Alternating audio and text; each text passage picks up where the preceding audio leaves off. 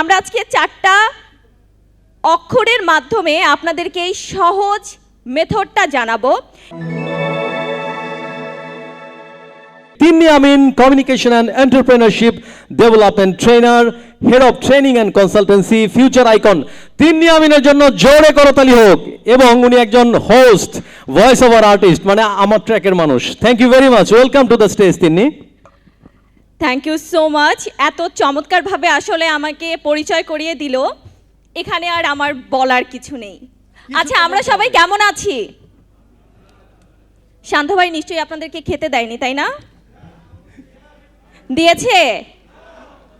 তাহলে আমরা আবার একটু বলি, আমরা সবাই কেমন আছি? আচ্ছা, এর পরের প্রশ্নে না আমরা সবার অ্যান্সার জানতে চাই। আচ্ছা, ছোটবেলায় গল্প শুনতে পছন্দ করতেন কে কে? একটু হাত দেখতে চাই। আচ্ছা, মাঝে মাঝে আমাদের প্রেজেন্টেশন দেওয়া লাগে, ইভেন এই মঞ্চে দাঁড়িয়ে প্রেজেন্টেশন হোক, যে কোনো জায়গায় প্রেজেন্টেশন দেওয়া লাগে, তাই না? একজন ভালো বক্তা হতে চান কে কে? হাত দেখতে চাই। এই যে আরিফ ভাই এত চমৎকারভাবে উপস্থাপনা করেন, উপস্থাপক হতে চান কে কে? সবার হাত দেখতে চাই। ওকে, আজকে যেহেতু আমি একদম সেই শেষ পাতে দইয়ের মতন এসেছি, আজকে আমি আপনাদের সাথে একটা মজার ট্রিক শেয়ার করব, যেটাতে আপনি যদি একবার সঠিকভাবে প্রয়োগ করতে পারেন, আপনি হতে পারবেন একজন দুর্দান্ত উপস্থাপক, বক্তা। সো আমরা সবাই তো আসলে কথা বলতে চাই, তাই না? মাঝে মাঝে যখন প্রেজেন্টেশন শুরু করি, চিন্তা করি আসলে কোন জায়গা থেকে শুরু করব, কি বলবো, হয় না আমাদের? আমরা আজকে 4টা অক্ষরের মাধ্যমে আপনাদেরকে এই সহজ মেথডটা জানাবো। এইটা মূলত একটা গবেষণাকৃত মেথড, যেটা জানলে আপনি খুব সহজেই উপস্থাপনা শুরু করতে পারবেন। সেটা হচ্ছে ABCD। আমি কি বললাম? এবার প্রশ্ন আসে না, ABCD দিয়ে কিভাবে আসলে একটা উপস্থাপনা শুরু করা যায়? এবার আসি A for attention. A for কি? অ্যাটেনশন। আপনি যখন কোনো কথা, কোনো প্রোগ্রাম, কোনো উপস্থাপনা শুরু করবেন, প্রথমেই বলা হয় 12 থেকে 7 সেকেন্ডের ভিতরে আপনার অডিয়েন্সের অ্যাটেনশনটা নিয়ে নিতে হবে। মজার একটা বিষয় দেখেন, আমি স্টেজে উঠেই আপনাদেরকে দিয়ে কয়েকবার হাত তোলালাম, তাই না? তার মানে কি আমি অ্যাটেনশনটা নিয়েছি কি না? A for attention. অ্যাটেনশন বিষয়টা হচ্ছে, আপনি যখন মঞ্চে আসবেন তখন আপনি চাইলে প্রশ্ন করতে পারেন। আমি যেমন প্রশ্ন করেছি, কে কে আমরা উপস্থাপক হতে চাই? তার মানে কি আপনার অ্যাটেনশনটা আমার দিকে চলে আসলো। এবং বলা হয় অ্যাটেনশন নেওয়ার সবচেয়ে পাওয়ারফুল একটা টুলস আছে, যেটা হচ্ছে ডেমো দেখানো। বলেন তো, আমার হাতে একটা টিস্যু পেপার আছে, এই টিস্যু পেপারটার রং কি? কি রং? আবার বলেন। Are you sure? সাদা? আচ্ছা, সাদার তো অনেক রং থাকে, তাই না? বক্স সাদা, আকাশ সাদা, বিভিন্ন রকমের সাদা হয়। কেউ আমাদের সামনে সাদা শার্ট পরে আছে, সাদা পাঞ্জাবি পরে আছে। আচ্ছা, এটা কোন সাদা? বক্স সাদা?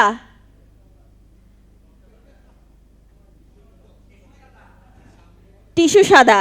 কেউ বলেছেন টিস্যু সাদা, ক্রিম সাদা। তার মানে কি, এই যে দেখেন, আমি কিন্তু ডেমো দেখালাম এবং আপনাদেরকে ক্রিটিক্যাল থিঙ্কিংয়ে নিয়ে গেলাম যে এই মডার্ন যুগে আপনারা যদি সাদাকে শুধু সাদা বলেন তাহলে কিন্তু আসলে চলে না। এটা কোন সাদা স্পেসিফিক করে আপনারা বলতে পেরেছেন, সেটা যাই বলেন। তার মানে কি আমি অ্যাটেনশন নিয়েছি কি না? তাহলে A ফর কি হলো? অ্যাটেনশন। এবার আসি B for benefit. B for কি? বেনিফিট। আপনি যখন কথা বলবেন বা আমি তিন্নি আমিন আমি স্টেজে এলাম কথা বলতে, আমার কথা শুনে আপনার লাভ কি? কি লাভ আপনাদের? আপনারা উপস্থাপনার কৌশল শিখতে পারবেন, তাই না? এইটা হচ্ছে আপনাদের লাভ। আপনারা এই যে বসে আছেন কয়েকজন মানুষ আমার কথা শোনার জন্য, আপনারা চিন্তা করেছেন যে তিন্নি আপু উঠলে কিছু একটা শিখতে পারবো যেহেতু ট্রেনার মানুষ। এই যে বেনিফিটটা, আমি কিন্তু একটা পোস্টেও বলেছি, উপস্থাপনা শেখার জন্য বা উপস্থাপনার ট্রিক্সগুলো শেয়ার করব। এই যে বেনিফিটটা আমি আপনাদেরকে দেখালাম, এটা হচ্ছে দর্শককে আবারও আকৃষ্ট করলো। প্রথমে আপনি অ্যাটেনশন নেবেন, দ্বিতীয় হচ্ছে বেনিফিট। এবার আসি সি ফর ক্রেডিবিলিটি, যেটাকে বলে বিশ্বাসযোগ্যতা। এখন এই টার্মে ক্রেডিবিলিটি বলতে বোঝায় আমি তিন্নি, আমি যে আপনাদের সামনে কথা বলবো আমার কি যোগ্যতা আছে, আমি কি একদম রাস্তা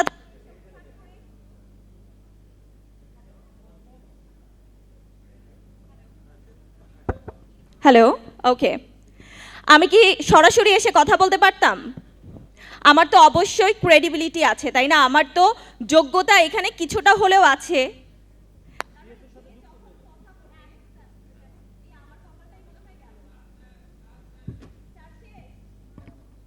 হ্যালো,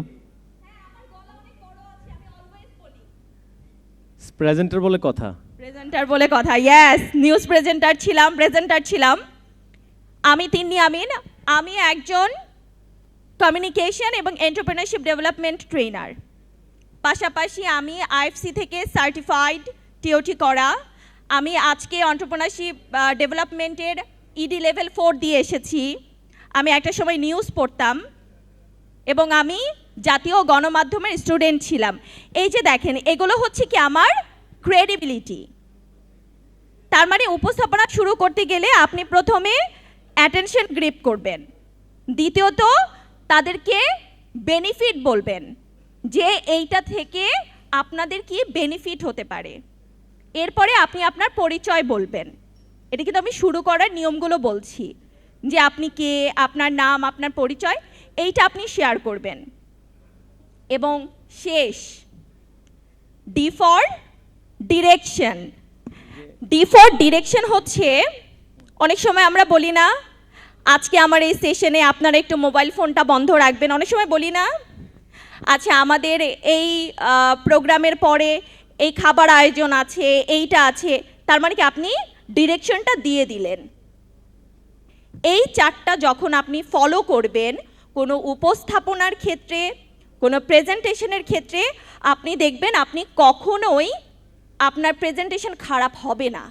এটা হচ্ছে একদম একটা জেনারেল রুল, যেটা সবাই আমরা আত্মস্থ করতে পারবো এবং এটা হচ্ছে সবচাইতে সহজ একটা পন্থা। তাহলে আমরা এ ফর কি পেলাম? অ্যাটেনশন বলতে আমরা কি বুঝি? খুব দ্রুত অ্যাটেনশন নিয়ে নেয়া, সেটা প্রশ্ন করে হতে পারে, তারপর ডেমো দেখিয়ে হতে পারে, এরপর অনেক সময় কি অনেকে কবিতা বলে, তাই না? তবে বেস্ট হচ্ছে ডেমো দেখানো। বি ফর কি? বেনিফিটটা কীরকম? যে আমাদের আসলে এইটা শিখলে লাভ কি? আমরা কি লাভের বাইরে চলি? কোনোদিনও চলি না। আপনি যে জায়গায় যান, আপনি এখানে বসে আছেন আপনার শেখার জন্য, সেটাও আপনার একটা লাভ। তার মানে আপনার সামনের মানুষটাকে বোঝাতে হবে যে আপনার কথা শুনলে তার লাভ আছে। এবং তৃতীয় কি?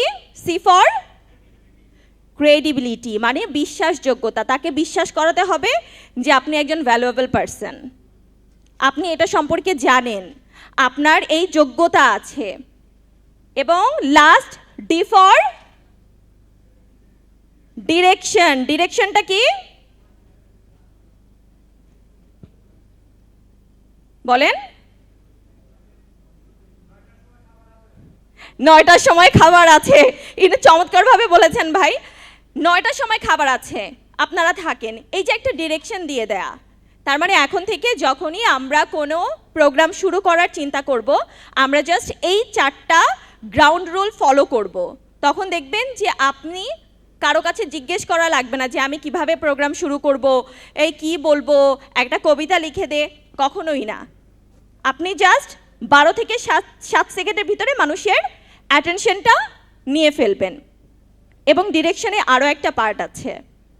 আপনাদের কি কারো কোনো প্রশ্ন আছে কিনা? কারো প্রশ্ন আছে? এবার কিন্তু আমি সরাসরি জিজ্ঞেস করছি যে এই 4টার বিষয়ে আপনাদের কারো কোনো প্রশ্ন আছে কিনা? প্রশ্ন নেই, আমরা সবাই বুঝতে পেরেছি। ওভারঅল এই 4টা পয়েন্ট জেনে আপনাদের কাছে কেমন লাগছে? এটা কি আপনাদের বাস্তবিক জীবনে কাজে লাগবে? ওকে, তাহলে থ্যাংক ইউ সো মাচ। আমি আর সময় দীর্ঘায়িত করব না, যেহেতু অনেক রাত হয়ে গেছে। অনেক ধন্যবাদ। আসসালামু আলাইকুম।